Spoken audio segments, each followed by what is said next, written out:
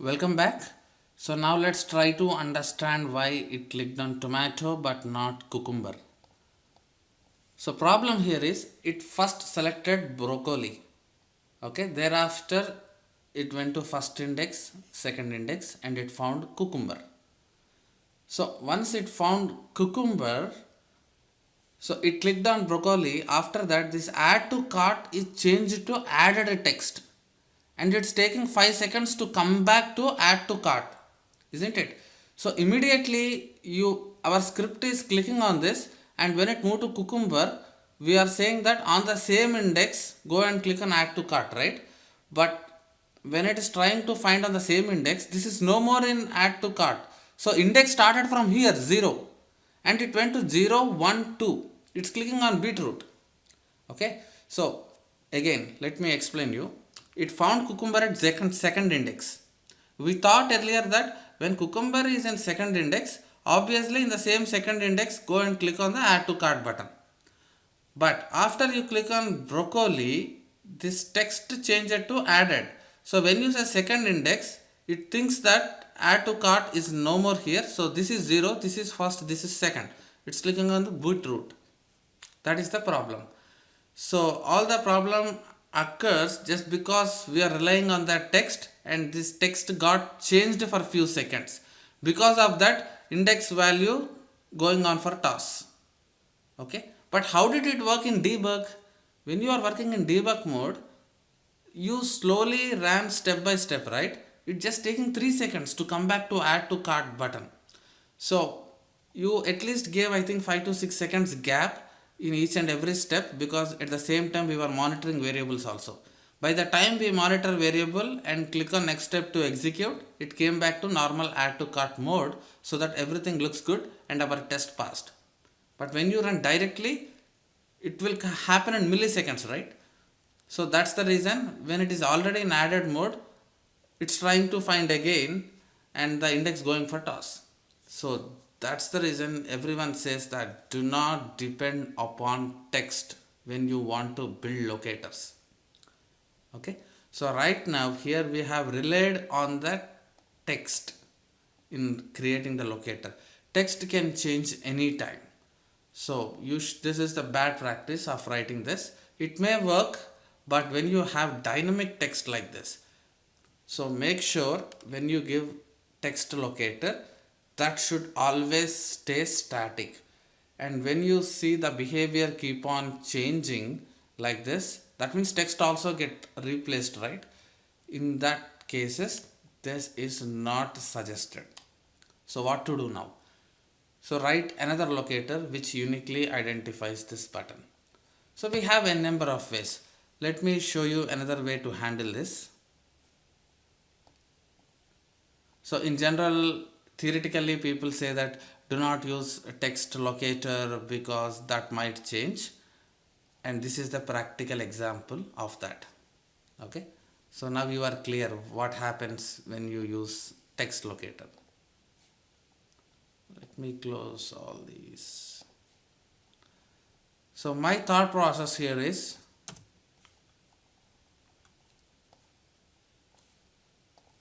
let's say you have selected cucumber and the XPath for that is where is that product name? Let me refresh it. So this is a product name, and if you want to get add to cart, how to get that button? I don't think add to cart button is present here. Is it here? Product action, perfect, it's here, sorry. So add to cart button is inside this product action. So let me write XPath for that, / div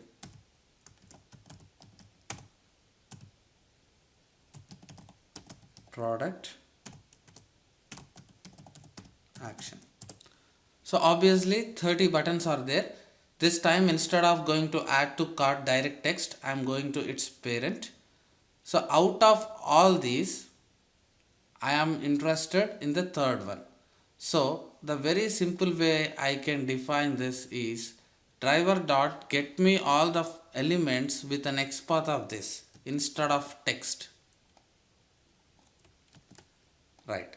So once I get the export of this, now here I am asking to get me the ith index. So if it finds cucumber in the third, it will give me the get of 3. That means this particular block, and you can just click on that.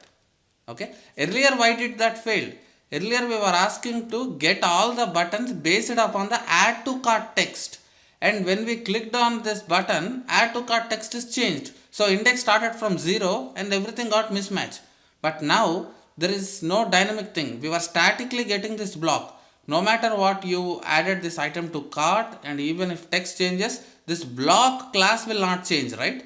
So that's why you have selected a static XPath which never changes, which is class equals to product action, and out of that, this is again same concept. If you found that cucumber at the ith index, which is third one, so out of all production action blocks, bring the third one and click on that. That's it. But right now you are in this block, it will click, but somehow if it clicks on the corner, then actual button will not be selected. So what to do then? So you can traverse from parent to child, right? It's very simple.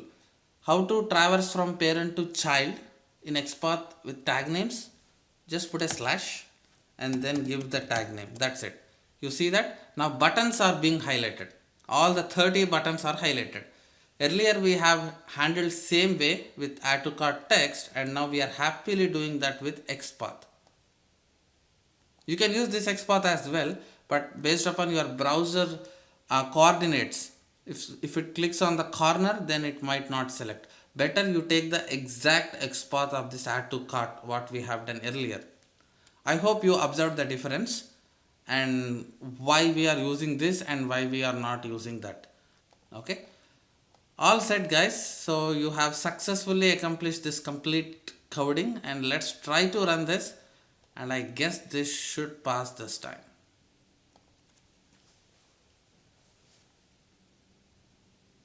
I think that you will really get excited with that way we have debugged earlier, isn't it? So step by step we have seen how the variables keep on changing for every step. Nice. 3 items are added: broccoli, cucumber and beetroot. That's what we expected, and you see the output. And as I said in the beginning, this is an interview question asked in Amazon.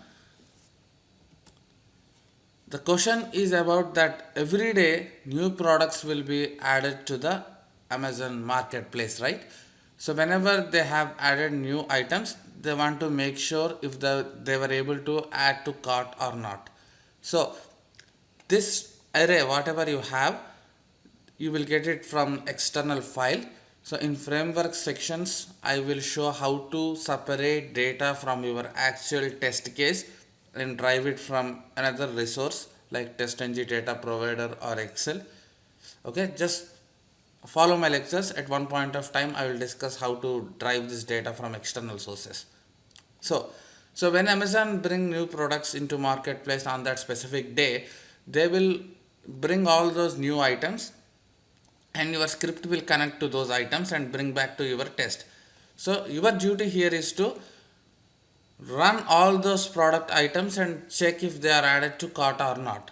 So no matter how many products you have in your array list, tomorrow it could be 5, 6 or 1. This array is dynamic and every time you get new list. But you have to write your test in such a way that whatever inputs you get it from your array, your code should be able to handle it. Okay, so that's what we developed now. This code is so generic that we are just relying on this array. We are blindly taking this array as an input, and we are iterating through each and every product present in our page and checking if it matches with array item. If it matches, then we are adding it to the cart. Okay, so if you want to add new products tomorrow, you can simply add here, and your code will not be changed. This will not be affected at all. The only difference is that you have to keep on adding new products here. But one last thing, so right now we hard coded here, so it's 3 but I made it 4 because you added one more item. So we were asking to check if if block is executed n number of times where n equals to size of the array, isn't it?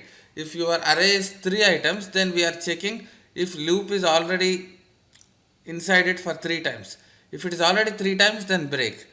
So tomorrow if people add 2 more products, this if block will stop at 3 products only and it skips the last product, right? So instead we should also get this count dynamically. So this 3 is nothing but size of this array, isn't it? So why can't we directly give the size of the array instead of giving the hard coded number, so that your script will be more and more generic, that no matter how many items you have in your array, that many times it will allow, thereafter it will break.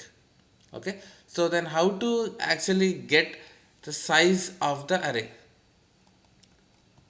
So if you want to get the size of the array, then the very simple step you have is dot length.